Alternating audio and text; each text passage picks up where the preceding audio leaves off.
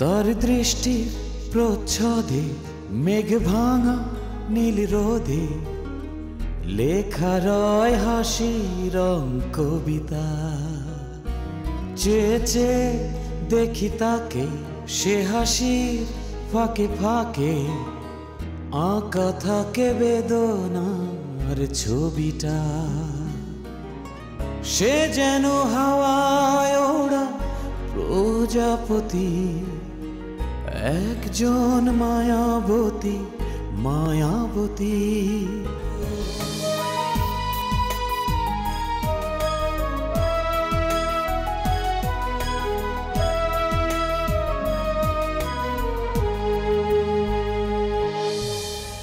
দুঃখ পেছনে রেখে, ইচ্ছেকে কাছে ডেকে সময়কে বলি তবে থামো।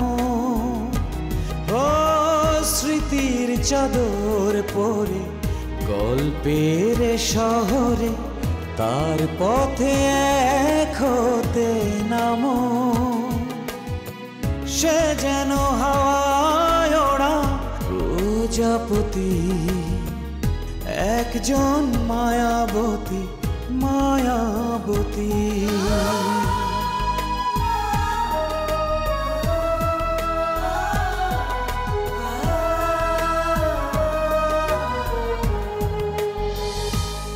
সবার স্যালারি হয়ে গেছে, শুধু একজনের হয়নি।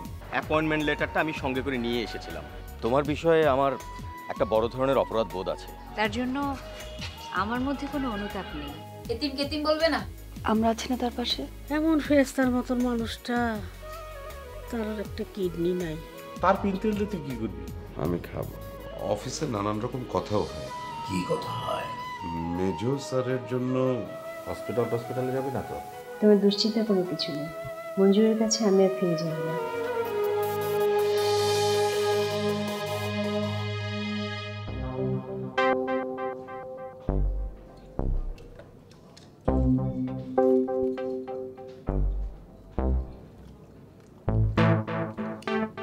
খেতে ইচ্ছে করছে না। একটা পুষ্কা নে।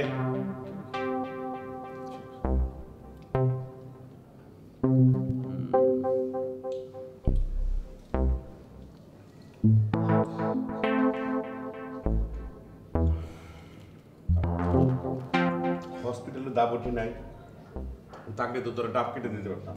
মামা তোমার এই ডাব তোমার অফিসে নিয়ে যাও। অফিসের লোকজনকে বলো, ওরা কেটে দেবে। তুমি অফিসে বসে বসে আরাম করে ডাব খাও। এগুলো নিয়ে যাও, এতে নিয়ে যাবো। আনলাম তোর জন্য, নিয়ে যাবো কেন? আমার খেতে ইচ্ছে করছে না, খাবো। খা খা, ডাবের পানির মধ্যে যেরকম আয়রন আছে না, শ্বাসের ভিতরেও কিন্তু আয়রন আছে। তুমি এত আয়রনের খোঁজ পেলে কোথায়? তুমি কি আয়রন বিশেষজ্ঞ হয়ে গেছো নাকি পুষ্টি বিশেষজ্ঞ? কোনটা? আমি কাঠমিস্ত্রি বলে তুই আমার কথা বিশ্বাস করছিস না? না না না, বিশ্বাস করবো না কেন? বিশ্বাস করছি। শোন, এইসব পুষ্টি বিশেষজ্ঞ, আয়রন বিশেষজ্ঞ অনেক পরে হয়েছে। মানুষের অভিজ্ঞতাই হচ্ছে আসল। এই যেমন ধর কলা, আপেল, কমলা, এইসবের মধ্যে 2 নম্বরই করা যায়, কিন্তু ডাবের মধ্যে 2 নম্বরই নাই। একেবারে ন্যাচারাল আয়রন। মামা, এ তো বিজ্ঞানের এক মহা দুর্বলতার ব্যাপার। আপেল, কমলা, কলার তথ্য ডাবে প্রয়োগ করতে পারলো না, মানে ডাব নিয়ে আলাদা কোনো তথ্যই প্রকাশ করতে পারলো না। এ তো বিরাট ব্যর্থতা মামা। 1 কাপ চা খেতে পারলে মন্দ হতো না। মামা, তুমি 1 কাপ চা খেতে পারবে না। ভয়াবহ চা, প্রচুর চিনি, প্রচুর দুধ, প্রচুর পরিমাণ জীবাণু। প্রচুর জীবাণু মানে? প্রচুর পরিমাণে জীবাণু বোঝো না? হাসপাতাল হচ্ছে অসুখের গুদাম। প্রচুর পরিমাণ জীবাণু কিলবিল করছে। তুমি চা খেও না, বরং চলে যাও। তুই আমাকে তাড়িয়ে দিতে চাচ্ছিস কেন বারবার? কারণ তোমার সঙ্গে কথা বলতে আমার ভালো লাগছে না মামা। তোমার গা থেকে তার পিন্তেলের গন্ধ বেরিয়ে আসছে, আর গন্ধে আমার বমি চলে আসছে, বুঝছো? তুই কি আমার উপর কোনো কারণে রেগে আছিস? রেগে থাকলে খোলাখুলি করে বল। না, তোমার উপর কোনো কারণে আমি রেগে নেই। তাহলে তুই তার পিন্তেল টেলে আনলি কেন? এই, আমি কি সকাল বিকাল আমার শরীরে তার পিন্তেল মালিশ করি, নাকি আমি কোনো ফার্নিচার যে আমাকে তার পিন্তেলতে বার্নিশ করে? হ্যাঁ মামা, এগুলো কিছু না। তুমি সারাদিন ফার্নিচারের দোকানে থাকো না, চারিদিকে কি তার পিন্তলের গন্ধ। তোমার গায়ে তার পিন্তলের গন্ধ লেগে যায়, তুমি টেরই পাও না, কারণ তুমি অভ্যস্ত হয়ে গেছো। বুঝতে পারছো? এই তোর রাগটা কি জন্য শুনি? আমার কোনো রাগ নেই মামা। অবশ্যই আছে, সেটা কি? তো বলো তুমি কি তাহলে। তোর কি ধারণা যে আমি কাঠের দোকানদার? আমার কোনো বুদ্ধি শুদ্ধি নাই? বুদ্ধি শুধু শুধু তোদেরই। উফ, ঠিক আছে, কারণ বলো। শোন, বিয়ের সময় তোর একটা খাট বানিয়ে দেওয়ার কথা ছিল, এমন খাট যে খাটটা বাঁকা হয়ে মানুষ দেখবো, সেটা দেই না। এই জন্যই কি তুই তোর আমার উপর রাগ? মামা তুমি কলা খা, কলা খাবার হরলিক্স খাবা মামা, কলা খাও। ধরো।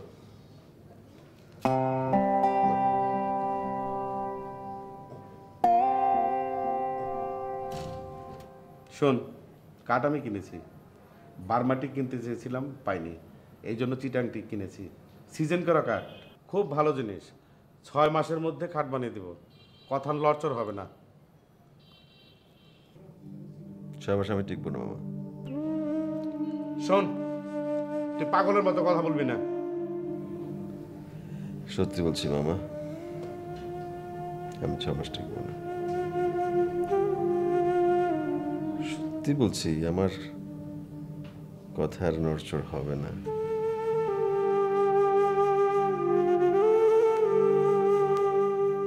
কলা খাও মামা, আয়রন আছে, আয়রন খাও।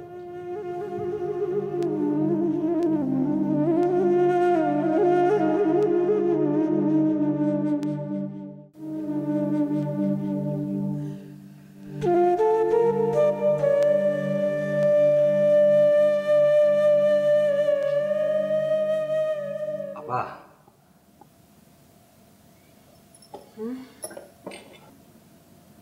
আপনি কি সারা রাত হাসপাতালে ছিলেন?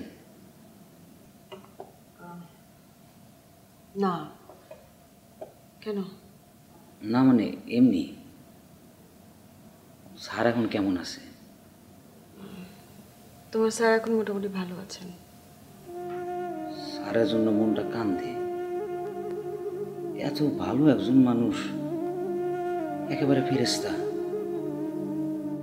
তুমি এরকম মানুষ আর আমি একটাও দেই নাই। আপা, আপনি কি চা খাবেন? কড়া করে 1 কাপ চা বানায় আনি। দাও। আচ্ছা আপা, আনতাছি।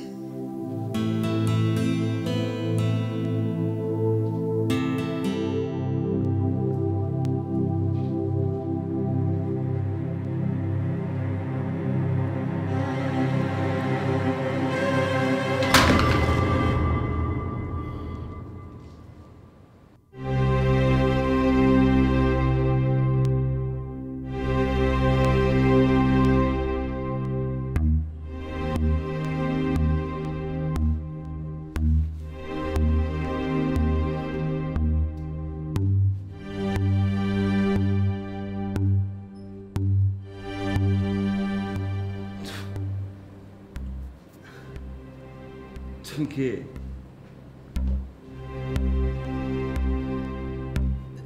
কথা বলছো না, কে তুমি? ফরিদ। কি নাম? ফরিদ।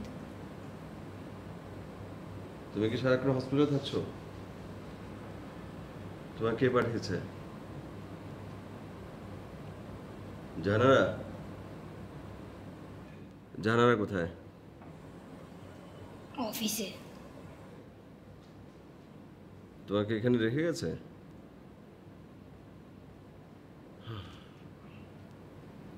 তুমি কি করো? পড়ালেখা করি। কি পড়ো? এবার জিএসসি দিব। রোল নাম্বার কত? আমি পড়ালেখায় খুব খারাপ।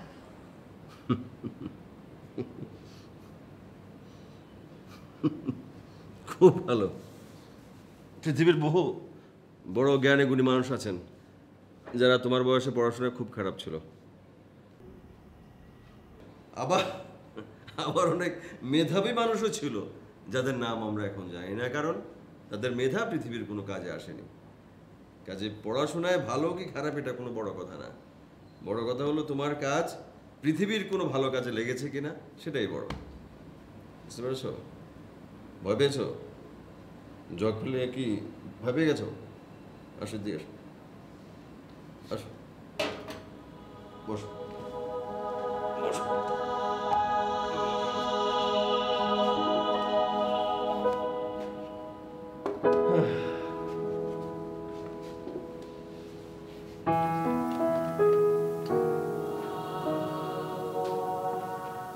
ইমতিয়াজ সাহেব, আপনার ঘুমিতে কটা বাজে? 4:35।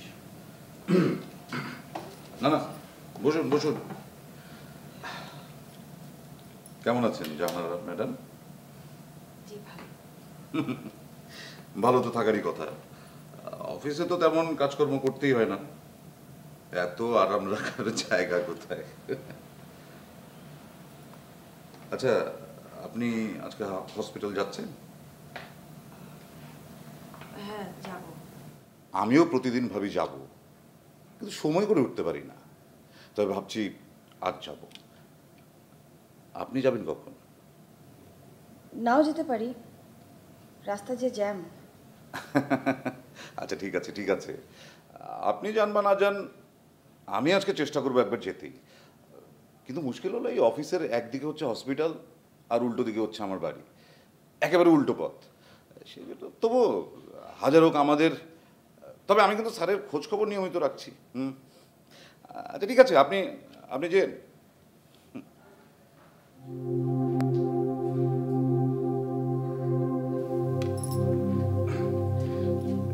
আপনি আগে যেতে চাইলে চলে যেন, কোনো অসুবিধা নেই, আমি স্যারকে বলে রাখবো। ও, আপনি কি মঞ্জুর স্যারের খবরটা জানেন? জি, কি খবর? আরে অফিসে তো এখন একটাই খবর। কি খবর? মঞ্জুর স্যার এই অফিসের মালিকদের একজন, তবু তার বেতন হতো, কিন্তু এ মাসে বেচারার স্যালারি সেটা নামিনি। একটা কথা আমি একদম বুঝতে পারি না, এই অবস্থায় যখন মঞ্জুর স্যারের চিকিৎসা ভাতা পাওয়ার কথা, তখন বেচারার বেতনই হবে না। দুই স্যারের মধ্যে কোনো বিষয় নিয়ে গন্ডগোল লেগেছে নাকি আপনি জানেন? আমি কিছু জানি না। না, মনে হলো আপনি কিছু জানতেও পারেন। আপনি তো আবার স্যারের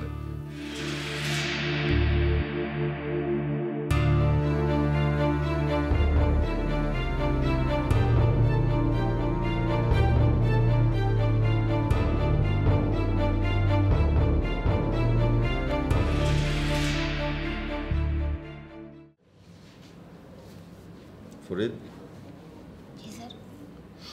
তোমাকে জাহানারা কি বলেছে, কি কি শিখিয়ে দিয়েছে বলো? জাহানারা তোমাকে বলেছে আমাকে সাহায্য করতে, তাই না? আমার যা যা দরকার আমাকে সাহায্য করতে, আমি যা যা বলবো আমার কথা শুনতে, এই তো বলেছে। তো আমি যা যা বলবো তুমি কি তা তা শুনবে, তা তা করবে? আমি যদি তোমাকে বলি কানে ধরে এখানে দাঁড়িয়ে থাকবে 1 ঘন্টা কানে ধরে দাঁড়িয়ে থাকবে,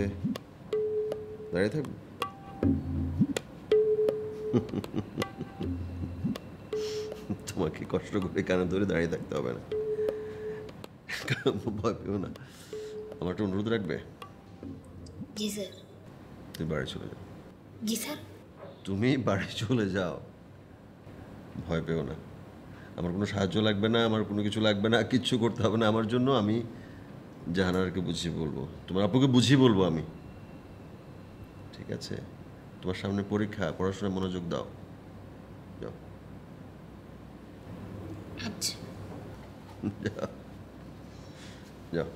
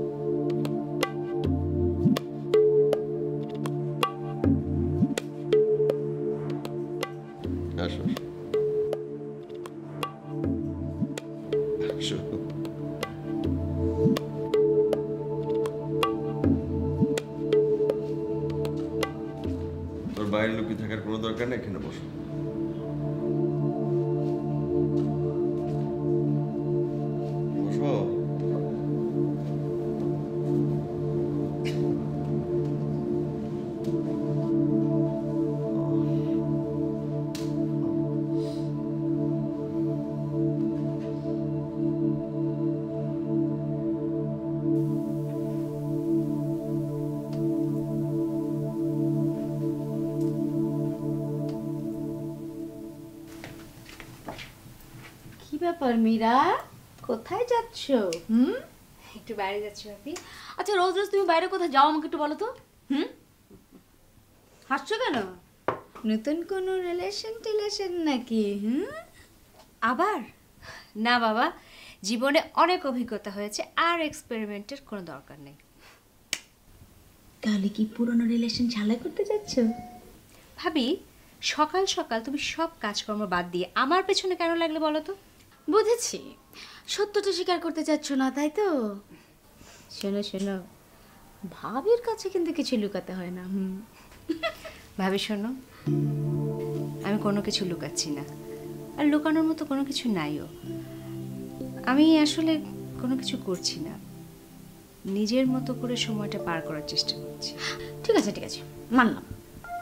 ওহো মীরা, সরি, আমি তো একটা নিউজ দিতে আসলাম, সেটা তুমি ভুলে গেলাম। ওই যে একজন ভদ্রলোক এসে তোমার সাথে দেখা করে বলে। আমার কাছে? হ্যাঁ। কে? চিনি না, মধ্যবয়স্ক, আনইমপ্রেসিভ, নাম বলল বদরুল। এই মঞ্জুরের কেউ? বসতে বললো, আমি আসছি। দেখো আবার অল্পতেই কনভিন্স হয়ে যেও না।